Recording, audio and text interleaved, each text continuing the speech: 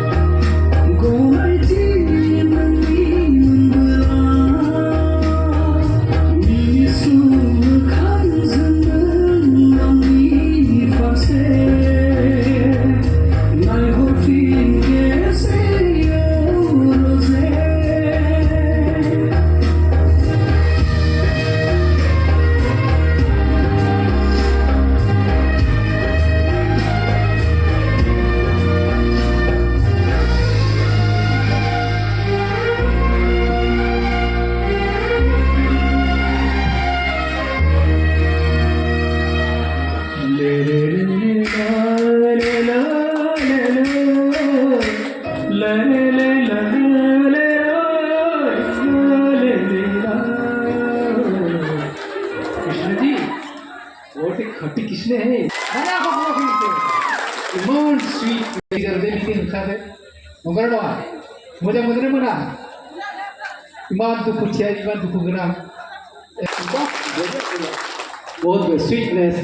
what is your hobby क्या क्या बनना चाहते हो आगे मैं अच्छा डांसर बनना चाहती हूँ अच्छा डांसर आपसे मगर एक बात है मैं बोलूँ नहीं सर तुम्हारे जो रफनेस है इसमें भी स्वीटनेस होता है यानी स्मूथनेस होता है ठीक है आपने रफनेस से आपने डांस किया है वो बहुत बड़ी बात है अच्छा है मगर इसमें भी स्वीटनेस और स्मूथनेस होता है इसको ट्राई करो ठीक है okay thank you very much